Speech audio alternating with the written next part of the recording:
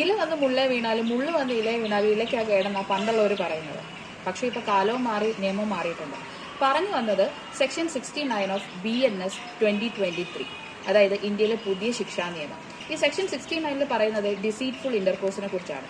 Deceitful intercourse എന്ന് പറഞ്ഞു കഴിഞ്ഞാൽ ഏതെങ്കിലും ഒരു വ്യക്തി എന്തെങ്കിലും ഒരു ചതിവ് മാർഗത്തിലൂടെ ഒരു സ്ത്രീയുമായി ലൈംഗിക ബന്ധത്തിൽ ഏർപ്പെടുക, അതല്ലെങ്കിൽ പൊള്ളയായ വിവാഹ വാഗ്ദാനം നൽകി ആ സ്ത്രീയുമായി ലൈംഗിക ബന്ധത്തിൽ ഏർപ്പെടുക. ഇത് പക്ഷെ റേപ്പിന്റെ ഡെഫിനിഷനിലൊന്നും വരില്ല, കാരണം ഇതിൽ കൺസെന്റ് കൊടുക്കുന്നുണ്ട്. ഇത്തരത്തിൽ ചതിവ് മാർഗത്തിലൂടെയോ അല്ലെങ്കിൽ പൊള്ളയായ വിവാഹ വാഗ്ദാനം നൽകി ലൈംഗിക ബന്ധത്തിൽ ഏർപ്പെട്ട് കഴിഞ്ഞു കഴിഞ്ഞാൽ 10 വർഷം തടവും ഫൈനും ലഭിക്കുന്നതാണ് എന്നാണ് പറയുന്നത്. ഈ ചതിവ് മാർഗം എന്ന് പറയുന്നത് എന്തൊക്കെയാകാം? ഇപ്പോൾ എന്തെങ്കിലും ഒരു ജോലി നൽകാമെന്ന് പറയോ, പ്രമോഷൻ നൽകാമെന്ന് പറയോ, അല്ലെങ്കിൽ യഥാർത്ഥ ഐഡന്റിറ്റിയൊക്കെ മറച്ചു വെച്ചുകൊണ്ട് വിവാഹ ബന്ധത്തിൽ ഏർപ്പെട്ടിട്ട് ലൈംഗിക ബന്ധത്തിൽ ഏർപ്പെടുക, ഇതെല്ലാം ചതിവ് മാർഗത്തിൽ വരുന്നതാണ്. ഇനി ആർക്കൊക്കെ എന്തൊക്കെ സംഭവിക്കും